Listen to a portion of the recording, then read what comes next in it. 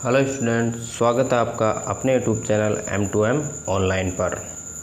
बच्चों, आज अपन कक्षा 10 की प्रश्नावली 3 दो चर वाले रैखिक समीकरण युग्म की एक्सरसाइज 3.1 के सवालों का विस्तार से अध्ययन करेंगे। विस्तार से उनको बहुत ही सरल तरीके से समझेंगे। तो आइए बच्चों, अपन प्रश्नावली 3.1 का पहला सवाल हल करते हैं। पहला सवाल है कि आफताब अपनी पुत्री से कहता है, 7 वर्ष पूर्व मैं तुमसे 7 गुनी आयु का था और अब से 3 वर्ष बाद मैं तुमसे केवल 3 गुनी आयु का रह जाऊंगा। क्या यह मनोरंजक है? इस स्थिति को बीजगणितीय और ग्राफीय रूपों में व्यक्त करना है। तो बच्चों, अपन को इसमें आफताब और उसकी पुत्री की आयु का एक रिलेशन दे रखा है। उसकी सहायता से अपन इसको पहले बीजगणितीय रूप में व्यक्त करेंगे और उसके बाद इसको ग्राफीय रूपों में व्यक्त करेंगे। तो जो चीज़ हमें ज्ञात करनी है उसको अपन पहले मान लेते हैं। तो यहाँ लिखेंगे सर्वप्रथम कि माना आफताब की वर्तमान आयु, अपन इनकी वर्तमान आयु मान लेते हैं दोनों पिता पुत्री की। आफताब की वर्तमान आयु x वर्ष है। क्या मानेंगे? x वर्ष है। और उसकी पुत्री की वर्तमान आयु मान लेते हैं अपन y वर्ष। क्या मानेंगे? y वर्ष। तो ये उसकी पुत्री की आयु हो गई। अब ये 7 वर्ष पूर्व की बात कर रहा है, तो पहले अपन स्थिति 1 ले लेते हैं जिसमें कि 7 वर्ष पूर्व की बात कर रहा है। तो 7 वर्ष पूर्व की अपन इनकी आयु कहते हैं। तो 7 वर्ष पूर्व आफताब की आयु।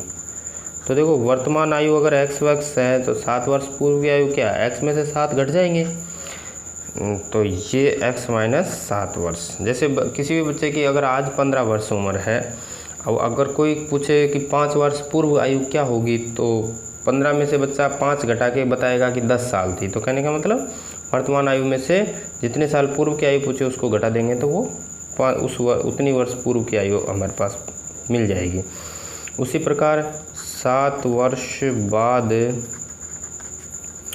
उसकी पुत्री की आयु, वो भी पता करनी है। पुत्री की आयु, तो उसकी पुत्री की आयु भी वर्तमान y थी, तो 7 वर्ष पूर्व हो जाएगी y माइनस 7 वर्ष। ठीक है। अब ये इसमें दोनों में क्या रिलेशन बता रहा है कि 7 वर्ष पूर्व मैं तुमसे 7 गुना आयु का था। तो प्रश्नानुसार इसमें वो जो चीज़ बता रहा है उसको लिख देते हैं कि आफताब की आयु x माइनस 7 और उसकी पुत्री की आयु y माइनस 7। अब ये कह रहा है कि वो उससे कह रहा है कि 7 गुनी आयु का था। कहने का मतलब अगर पुत्री की आयु को मैं 7 से गुणा कर दूं तो दोनों पिता पुत्री की आयु बराबर हो जाएगी। तो मैंने पुत्री की आयु को 7 से गुणा कर दिया और दोनों को बराबर कर दिया। और अब अपन इस समीकरण को हल करते हैं। तो ये हो जाएगा x माइनस 7 बराबर 7 को अंदर गुणा किया तो 7y और माइनस का 7 गुण 50। इसको मैंने यहाँ पे पक्षांतरण किया है। पक्षांतरण करेंगे पक्षांतरण करने पर, तो पक्षांतरण करने पर क्या हो जाएगा? x, ये 7y इधर आ जाएगा माइनस का 7y और माइनस 49 इधर है और ये प्लस का 7 उधर माइनस है, उधर जाके प्लस का हो जाएगा। तो ये x माइनस 7y बराबर हो जाएगा माइनस का 42। 49 में से 7 गए तो 42। इसको दे दिया मैंने समीकरण 1। इसी प्रकार आगे कह रहा है वो कि अब से 3 वर्ष बाद। तो अब 3 वर्ष बाद की बात हो रही है, तो मैं स्थिति दूसरी ले लेता हूँ जिसमें कि 3 वर्ष बाद करना है। तो 3 वर्ष बाद आफताब की आयु 7 वर्ष पूर्व किया जब, तो हमने x में से 7 घटा दिया। अगर 3 वर्ष बाद की बात करेंगे तो क्या जोड़ देंगे? 3x में 3 जोड़ देंगे तो ये x प्लस 3 वर्ष हो जाएगी। इसी प्रकार 3 वर्ष बाद उसकी पुत्री की आयु हो जाएगी हमारे पास y प्लस 3 वर्ष। y प्लस 3 वर्ष हो जाएगी। तो इस प्रकार इसका भी संबंध अपन देख लेते हैं प्रश्नानुसार में कि ये क्या कह रहा है कि 3 वर्ष बाद मैं तुमसे केवल 3 गुना रह जाऊंगा। तो 3 वर्ष बाद जो आफताब की आयु है वो उसकी पुत्री की आयु की कितनी रह जाएगी? 3 गुनी, ठीक है। तो ये 3 से गुणा कर दिया तो दोनों की आयु क्या हो गई, बराबर, ठीक है। तो अपन अब इसको हल कर लेते हैं। तो ये हो जाएगा हमारे पास x + 3 = 3y + 9। इसका भी अपन पक्षांतरण करेंगे। तो पक्षांतरण करने से क्या हो जाएगा, पक्षांतरण करने पर, तो पक्षांतरण करने पर हो जाएगा हमारे पास x और ये माइनस का 3y = 9 और माइनस का 3। तो x - 3y = 9 में से 3 गए तो 6। ये आ गया हमारे पास समीकरण 2। तो हमारे पास जो 1 और 2 समीकरण आए ये तो हो गया इनका बीजगणितीय रूप। अब अपन इसको क्या करेंगे, ग्राफीय विधि में हल करेंगे। तो पहले अपन यहाँ लिख लेते हैं कि इस स्थिति का बीजगणितीय जो रूप आया उसको अपन एक साथ लिख लेते हैं। पहला तो था हमारे पास x - 7y = -42 और दूसरा आया हमारे पास x - 3y = 6। ये दोनों हमारा इसका बीजगणितीय रूप हो गया। तो ये इसका आंसर हो गया। अब अपन इसको ग्राफीय रूप में व्यक्त करने के लिखेंगे। तो ग्राफीय रूप के लिए मैं यहाँ लिख देता हूँ, ग्राफीय रूप के लिए। तो अपन ग्राफीय रूप के लिए क्या करेंगे बच्चों, इसमें अपन इन दोनों समीकरणों से क्या करेंगे, 2 सारणियाँ प्राप्त करेंगे। 2 सारणी प्राप्त करके उन सारणियों की सहायता से अपन ग्राफ बनाएंगे। तो मैं यहाँ लिख देता हूँ सबसे पहले समीकरण 1 से। तो समीकरण 1 है हमारे पास x - 7y = -42। इस समीकरण से मैं x और y में सारणी बनाऊँगा। तो मैं ये x और y में सारणी बना दी। 2 मान अपन निकालेंगे। तो इसमें सबसे पहले x का मान रखेंगे और y का इस समीकरण से प्राप्त करेंगे, वो मान अपन इसमें रखेंगे।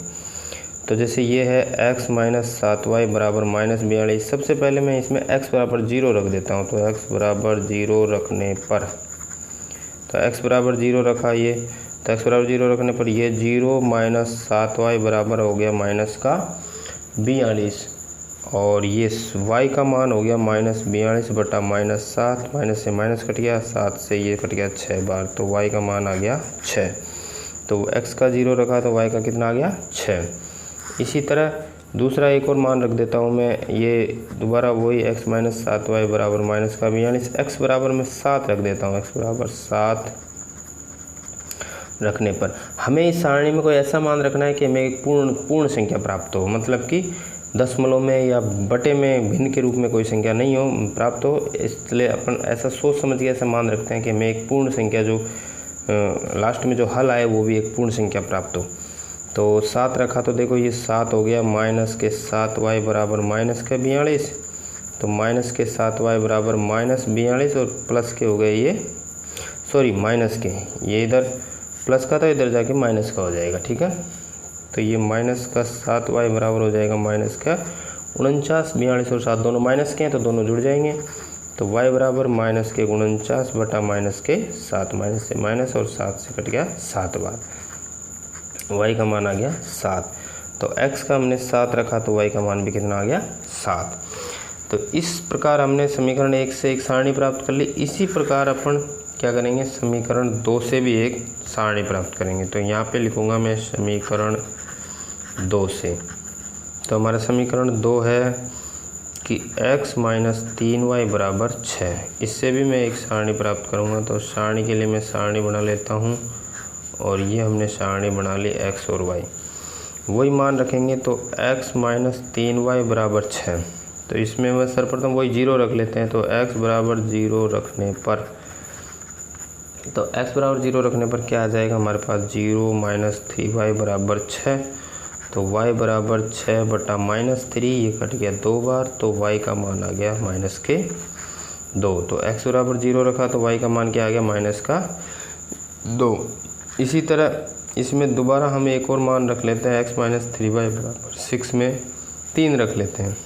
तो x = 3 रखने पर, तो x = 3 रखने से क्या आ गया हमारे पास, 3 - 3y = 6, माइनस के 3y पक्षांतरण किया, 6 - के 3 हो गया इधर जाके। और माइनस का 3y बराबर हो गया 6 में से 3 गए तो 3, तो y का मान आ गया 3 बट्टा माइनस के 3, ये एक बार कट गया तो y का मान आ गया माइनस का 1। कहने का मतलब अगर x बराबर 3 रखा तो y का मान कितना प्राप्त हुआ हमें माइनस का 1। तो इस प्रकार हमने दोनों समीकरणों से दो सारणियाँ बना ली। अब इन दोनों सारणियों की सहायता से अपन ग्राफ बना सकते हैं। तो आइए बच्चों देखते हैं ये ग्राफ अपन इसमें किस तरीके से बनाएंगे। तो देखिए बच्चों, मैंने एक ग्राफ पेपर लिया है, इस पर मैंने एक्स अक्ष बनाई है, एक क्षैतिज रेखा, और एक वाई अक्ष बनाई है ऊर्ध्वाधर रेखा। जो टेढ़ी लाइन होती है लेटी हुई उसको क्षैतिज रेखा कहते हैं, जो खड़ी लाइन होती है उसको ऊर्ध्वाधर कहते हैं। ठीक है, तो ग्राफ में ये दोनों चीज़ें होती है, एक्स अक्ष और वाई अक्ष, और दोनों के कटान बिंदु को ओ कहते हैं, मूल बिंदु भी कहते हैं इसको, और इसको क्या कहते हैं, मूल बिंदु।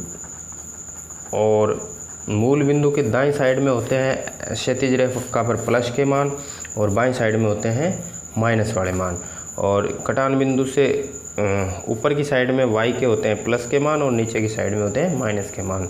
ग्राफ में पैमाना लिखना बहुत ज़रूरी होता है, क्योंकि पैमाने से ही अपन ग्राफ का अंकन करते हैं।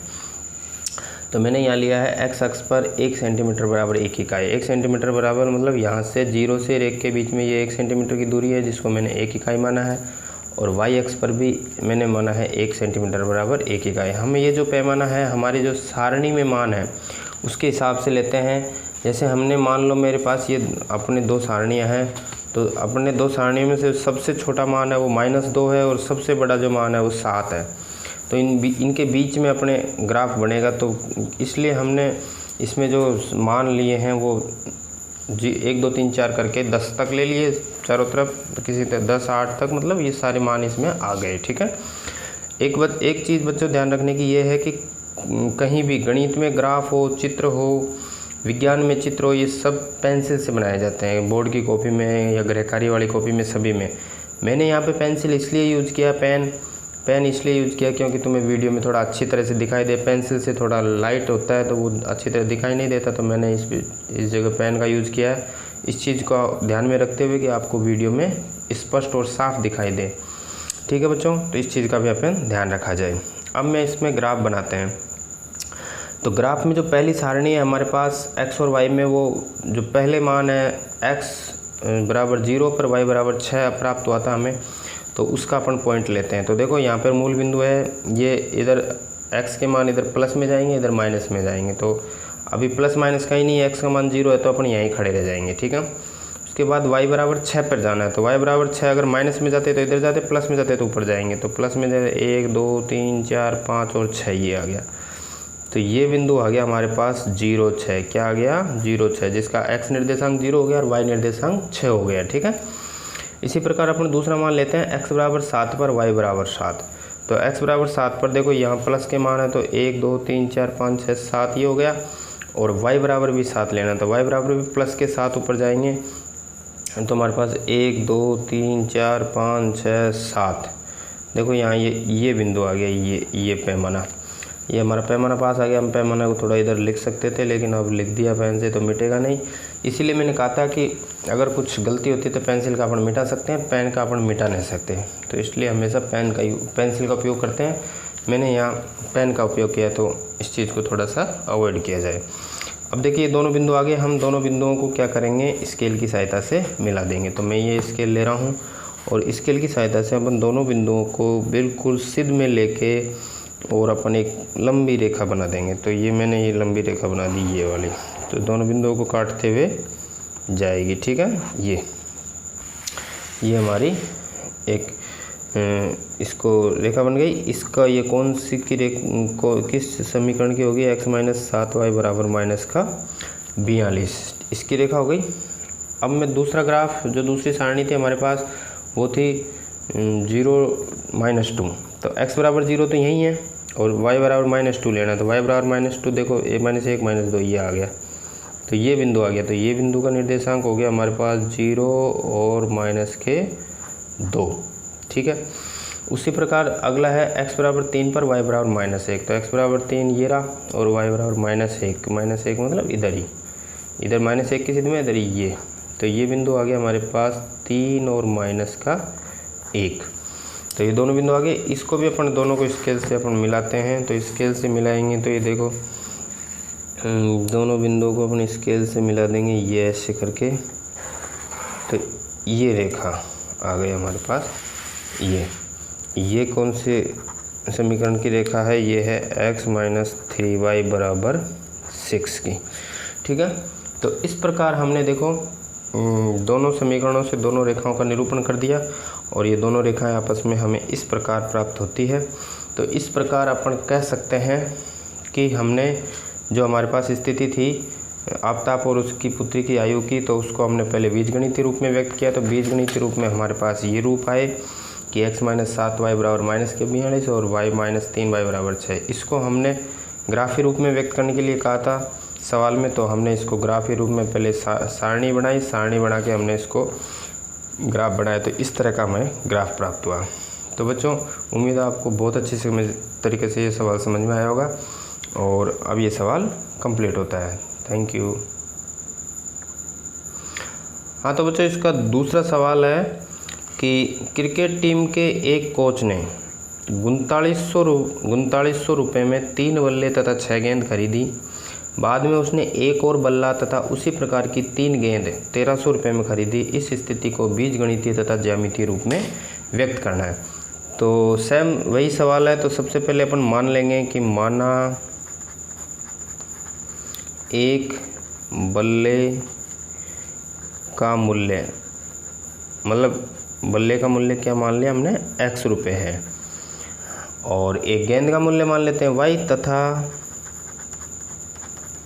एक गेंद का मूल्य क्या मान लेते हैं अपन, y रुपये। सेम उसी से प्रकार से करेंगे। और तो अब आगे प्रश्नानुसार कह रहा है वो कि 3900 रुपये में 3 बल्ले और 6 गेंदें खरीदी। मतलब 3 तो बल्ले तो 3x रुपये के आए और 6 गेंद 6y रुपये की आई, और ये दोनों मिला के कितने हुए, 3900 रुपये। तो इसको कह सकते हैं मैं समीकरण 1। ठीक है, और इसकी इसी प्रकार वो बाद में कह रहा है कि बाद में उसने एक और बल्ला, मतलब एक बल्ला और उसी प्रकार की 3 गेंदें और खरीदी। तो एक बल्ला मतलब x बल्ला और 3 गेंदें मतलब 3y, इसको खरीदा उसने 1300 रुपये में। तो ये हो गया हमारे पास समीकरण 2। तो ये तो हमारा पास हो गया बीजगणितीय रूप उसका, क्योंकि उसने जो बोला वो हमने लिख दिया। तो ये तो हमारा बीजगणितीय रूप हो जाएगा आंसर। अब अपन इसको ज्यामितीय रूप में लिखेंगे तो उसके लिए वही दोनों समीकरणों से अपन क्या बनाएंगे, 2 सारणियाँ बनाएंगे। तो मैं यहाँ लिख देता हूँ ज्यामितीय रूप के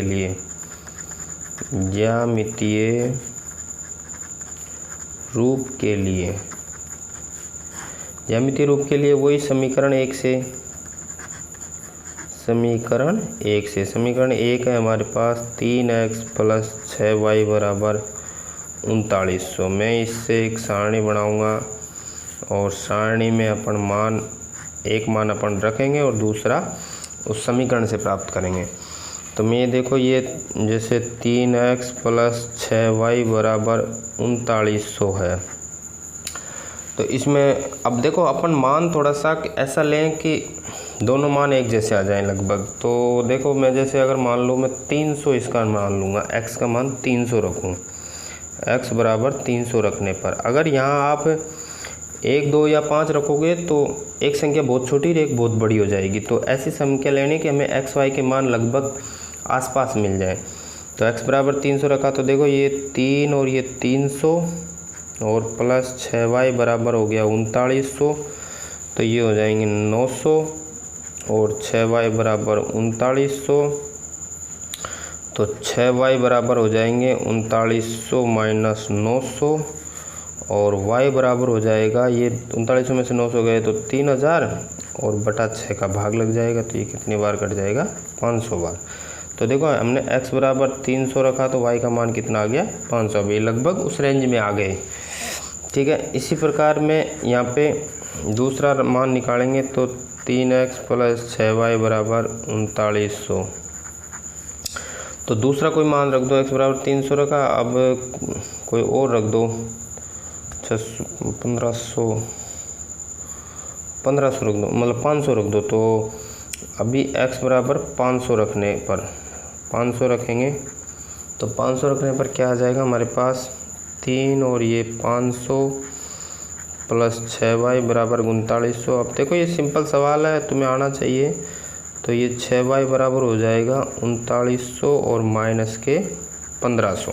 3900 और ये 5 या 1500 इधर जाके पक्षांतर हो जाएंगे। तो y का मान 3900 में से 1500 गए तो पीछे रहेंगे 2400 और नीचे 6 का भाग लग जाएगा। तो y का मान आ जाएगा 6 चौका 24 400। कहने का मतलब यहाँ पे y का मान आ गया था 500। ठीक है, तो हमने x का मान 500 रखा तो y का मान कितना आ गया 400।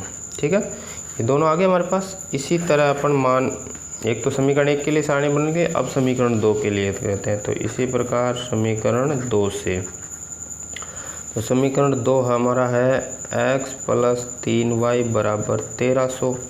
तो इससे भी अपन एक सारणी प्राप्त करेंगे इसी तरह की कि x और y में। तो x का मान रख देते हैं, क्या रखें 100 रख देते हैं x का मान।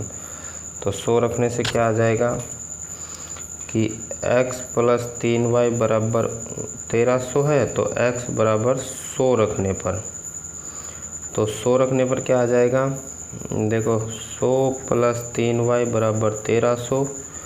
तो 3y बराबर क्या आ जाएंगे 1300 माइनस 100। तो y का मान क्या आ जाएगा 1200 बटा 3 और ये कट जाएंगे 400 बार। तो y का मान आ गया 400। तो x बराबर 100 रखा तो y का मान आ गया 400। इसी तरह अपन दूसरा ले लेंगे, इसमें x प्लस 3y बराबर 1300। तो मैं यहाँ रख देता हूँ 400। x बराबर कितना रखूँ 400।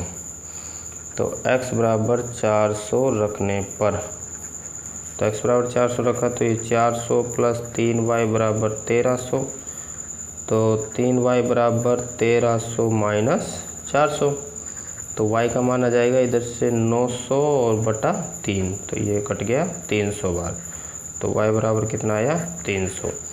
तो x का मान हमने रखा था 400, तो y का मान आ गया हमारे पास 300। तो इस प्रकार अपने देखो दोनों सारणी आ गई। अब अपन दोनों सारणी की सहायता से ग्राफ अपन आसानी से बना ही सकते हैं। तो आइए देखते हैं दोनों सारणी से अपन ग्राफ बनाते हैं। तो देखिए बच्चों, ये अपन ने ग्राफ ले लिया है। ग्राफ पे मैंने x अक्ष और y अक्ष खींच दिए, पैमाना लिख दिया है। पैमाना मैंने बच्चों पिछले सवाल में भी आपको बताया था कि पैमाना हमें उस हिसाब से लेना है कि हमारे सारणी के मान क्या आ रहे हैं, उस हिसाब से अपन ले रहे हैं। तो देखो मैंने इसमें अपने सारणी के मान 300, 500, 400, 100, 400, 300 मतलब 100 से लेकर 500 के बीच में आ रहे हैं। तो अपन यहाँ पे 1, 2, 3, 4 नहीं ले सकते। इसमें पैमाना अपन ने क्या लिया है 1 सेंटीमीटर बराबर 100 इकाई।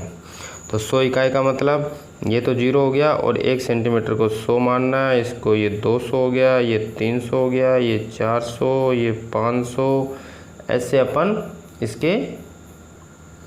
तो इस प्रकार हमने ये पैमाना लिख दिया है। 100, 200, 300, 400, 500, इधर माइनस के 100, 200, 300, ऊपर प्लस के 100, 200, 300, 400, 500 और नीचे माइनस के। ठीक है, अब अपन इसके ग्राफ बनाते हैं। तो x जैसे पहला समीकरण में पहली सारणी में x बराबर 300 है। तो x बराबर 300 मतलब प्लस के 300 है। तो अपन 100, 200, 300 ये चल यहाँ पे रुक गए। और यहाँ के बाद में y बराबर 500 है। तो y बराबर 500 मतलब ऊपर चलेंगे तो 100, 200, 300, 400, 500 मतलब ये इधर से 300 की सीध में, इधर से 500 की सीध में। तो ये हो गया हमारे पास 300, 500। निर्देशांक लिखने पर पहले x अक्ष का मान लिखेंगे, x अक्ष के निर्देशांक, फिर y अक्ष का। इसके बाद दूसरा है x बराबर 500 पे y बराबर 400। तो x बराबर 500 ये रहा हमारे पास और y बराबर 400 मतलब 100, 200, 300, 400 ये बिंदु क्या आ गया हमारे पास, x का मान 500 और y का मान 400। ये दोनों बिंदु आ गए। तो अपन दोनों बिंदुओं को क्या करते हैं स्केल से मिला देते हैं। तो स्केल से मिलाएंगे तो बिल्कुल दोनों को स्केल रख के एकदम सीधा करके मिला दो, एक लंबी सी लाइन खींच दो। ये हमारे पास एक रेखा आ गई। ये किस रेखा का समीकरण है, किस समीकरण की रेखा है, तो उसको लिख दो कि 3x प्लस 6y बराबर ये है 3900। ठीक है, इसी तरह अपन दूसरी रेखा बनाएंगे, तो दूसरी रेखा है हमारे पास x बराबर 100 पर y बराबर 400। तो x बराबर 100 ये रहा, y बराबर 400, मतलब 1 2 3 4 ये बिंदु। तो ये आ गया 100 और 400। दूसरा है x बराबर 400, तो x बराबर 400 ये रहा, y बराबर 300, तो 1 2 3 ये रहा, ये 300। तो इसके निर्देशांक है हमारे पास 400 और 300। ठीक है, तो इसको भी अपन स्केल की सहायता से मिला देते हैं दोनों को। तो देखो ये स्केल मैंने मिला दिया, स्केल से दोनों को बिल्कुल मिला दिया, और ये मैंने पेन से ये खींच दिया। इसको आगे तक खींच दो, और इसको भी अपन थोड़ा सा आगे तक खींचेंगे तो ये देखो कहीं ना कहीं कट जाएगी। तो कोई बात नहीं, कटी है तो कटने दो, अपने कोई दिक्कत नहीं है। तो ये दोनों रेखाएं मैंने खींच दी, और इस प्रकार अपने देखो ये किस रेखा का इस कौन सी समीकरण की रेखा है, तो ये है x + 3y बराबर 1300 की, और ये है 3x + 6y बराबर 3900 की। तो इस प्रकार बच्चों अपने देखिए, अपन ने सबसे पहले दोनों को बीजगणितीय रूप में व्यक्त किया, और बीजगणितीय रूप में व्यक्त करने के बाद हमने उसको ज्यामितीय रूप में व्यक्त किया। तो इस प्रकार ये हमारा ज्यामितीय रूप इसका पूरा होता है, और ये सवाल 2 नंबर पूरा होता है। ओके, हाँ तो बच्चों इस प्रश्नावली का तीसरा और अंतिम सवाल है कि 2 किलो सेव का और 1 किलो अंगूर का मूल्य किसी दिन 160 रुपये था। 1 महीने बाद 4 किलो सेव और 1 किलो अंगूर का मूल्य 300 हो जाता है। तो इस स्थिति को बीजगणितीय तथा ज्यामितीय रूप में व्यक्त करना है। तो सेम सवाल है, उसी तरह अपन 1 किलो सेव का मूल्य x रुपये मान लेंगे, और 1 किलो अंगूर का मूल्य y रुपये, और जैसे जैसे वो सवाल में कह रहा है प्रश्नानुसार उस स्थिति से अपन बीजगणितीय रूप प्राप्त कर लेंगे। तो यहाँ पे लिख देंगे सर्वप्रथम कि माना 1 kg सेव का मूल्य है x रुपये तथा 1 kg अंगूर का मूल्य मान लिया मैंने y रुपये। अब जैसे जैसे सवाल में कह रहा है वैसे वैसे अपन इसको जमा देते हैं। तो प्रश्नानुसार ये कह रहा है 2 किलो सेव का मूल्य, तो 1 किलो सेव का मूल्य x रुपये है, तो 2 किलो का हो गया 2x, और 1 किलो सेव अंगूर का, तो 1 किलो अंगूर का y, तो दोनों का मूल्य किसी दिन कितना था 160 रुपये। तो ये तो हो गया हमारे पास समीकरण 1। तथा 1 महीने बाद 4 किलो सेव का मूल्य हो गया 4x, और 2 किलो अंगूर का मूल्य हो गया 2y, इसका मूल्य हो गया 300 रुपये। ये हो गया हमारे पास समीकरण 2। तो प्रश्नानुसार हमने दोनों समीकरणों से 2 बीजगणितीय रूप, तो ये तो हमारा हो गया बीजगणितीय रूप। क्या हो गया? बीजगणितीय रूप। और यही एक तो यही हमारा आंसर होगा। ठीक है, अब इस आंसर के बाद अपन इसकी ज्यामितीय रूप ज्ञात करने के लिए सरणी बनाएंगे। तो यहाँ पे लिखते हैं अपन ज्यामितीय रूप के लिए, ज्यामितीय रूप के लिए। तो ज्यामितीय रूप के लिए वही समीकरण 1 से, समीकरण 1 से अपन एक सारणी बनाएंगे। ये सारणी हो गई हमारे पास x और y में। समीकरण 1 है हमारे पास 2x + y बराबर 160। तो यहाँ पे x बराबर मैं रख देता हूँ, x बराबर रख देता हूँ मैं 40। ठीक है, तो x बराबर 40 रखने पर, तो x बराबर 40 रखेंगे तो क्या हो जाएगा, देखो 2 और 40 + y बराबर 160, ये हो गया 80 + y बराबर 160। तो y बराबर हो जाएगा 160 - 80, तो y बराबर हो जाएगा 80। कहने का मतलब अगर x बराबर मैंने रखा 40 तो y बराबर आ गया हमारे पास 80। ठीक है, x बराबर मैं रख देता हूँ, मान लो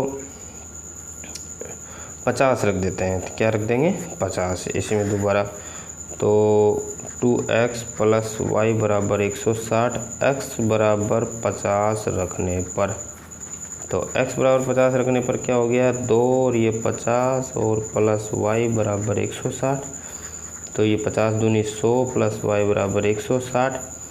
तो y बराबर आ गया 160 - 100, तो y बराबर आ गया 60। तो कहने का मतलब अगर x बराबर मैंने रखा 50 तो y का मान आ गया हमारे पास 60। तो ये हमने समीकरण 1 से सारणी प्राप्त कर ली। इसी प्रकार अपन समीकरण 2 से भी सारणी प्राप्त करेंगे। तो समीकरण 2 से, तो समीकरण 2 है हमारे पास 4x + 2y बराबर 300, और इससे अपन एक सारणी ज्ञात करेंगे। सारणी में ये x और y का मान, ठीक है। तो अपन ये देखिए, अब इसके ज्ञात करते हैं। तो ये है हमारे पास 4x + 2y बराबर 300। तो यहाँ पे लिख देंगे अपन x बराबर क्या रखें, x बराबर रख देते हूँ 40 रख देते हैं या 50 रख देते हैं। तो x बराबर 50 रखने पर, तो 50 रखने पर क्या हो जाएगा हमारे पास 4, ये 50 और 2y बराबर 300, ये हो जाएंगे 200, 50 चौक 200 और 2y बराबर 300। तो y बराबर हो जाएगा 300 - 200 बटा 2। तो y बराबर क्या हो जाएगा 100 बटा 2, तो y बराबर आ जाएगा 50। कहने का मतलब x बराबर 50 रखा तो y का मान भी कितना आ गया 50। अब दोबारा इसी समीकरण में एक मान और रखते हैं अपन, क्या रखें कि 60 रख देते हैं। क्या रखते हैं 60। तो x बराबर 60 रख दो, 60 रखने पर, तो x बराबर 60 रखेंगे तो 4 और ये x की जगह आ जाएगा 60 और 2y बराबर 300। तो ये हमारे पास हो जाएगा 6 चौक 24, 240 + 2y बराबर 300। तो y बराबर हो जाएगा 300 - 240 बटा 2। तो ये हो जाएगा 160 बटा 2। तो y का मान कितना हो जाएगा 80। कितना आ जाएगा 80, ठीक है। अच्छा, 300 में से 240 घटाएंगे तो 160 नहीं बचेगा, केवल 60 बचेगा। सॉरी 60 बचेगा। तो ये 80 नहीं बचेगा बच्चों, ये 30 रहेगा। क्या रहेगा 30। भाई 300 में से 240 गए तो 60 ही बचेंगे, तो 60 में 2 का भाग देंगे तो 30 आ जाएगा, ठीक है बच्चों। तो ये हमारे पास आ गया y का मान, मतलब हमने x बराबर रखा 60 तो y का मान आ गया 30। तो इस प्रकार अपन ने दोनों सारणियों प्राप्त कर लिया। दोनों सारणियों से अपन बीजगणितीय रूप आसानी से प्राप्त कर सकते हैं। तो देखिए बच्चों, ये तीनों सवाल सेम तरीके के हैं और सेम सवाल है, और वीडियो भी काफ़ी लंबा हो गया 32-33 मिनट का। तो कहने का मतलब अपन सेम जो से सवाल किए हैं, तो अपन इस तीसरे सवाल में भी अगर अपन को 2 सवाल अच्छी तरह समझ में आ गए तो तीसरे में अपन सारणी को देख के आसानी से बहुत ही सरल तरीके से अपन ग्राफ बना सकते हैं। ग्राफ ले लेंगे जिसमें x और जो पैमाना लेंगे, तो पैमाना में देखो हम इसमें छोटी से छोटी संख्या 30 है और बड़ी से बड़ी 80 है। तो अपन पैमाना 10, 20, 30, 40 भी ले सकते हैं, या फिर अपन 20, 40, 60, 80, 100 ऐसे भी ले सकते हैं। तो जैसे अपन चाहें वैसे पैमाना लेके अपन इसका ग्राफ बना सकते हैं। तो उम्मीद है आप 2 सवाल अगर आपको समझ में आ गए तो तीसरे सवाल का ग्राफ आप आसानी से इसको ज्यामितीय रूप में व्यक्त करते हैं। मैं इस प्रश्नावली को यहीं समाप्ति की तरफ ले जाता हूं, और उम्मीद है आपको यह बहुत अच्छे से समझ में आई होगी। अगर नहीं समझ में आई है तो एक बार और आप इस वीडियो को ध्यान से देख लीजिए, बहुत अच्छी तरीके से आपको ये समझ में आएगी, और उम्मीद है आपको बहुत ही सरल तरीके से ये प्रश्नावली समझ में आई है। थैंक यू बच्चों, थैंक यू।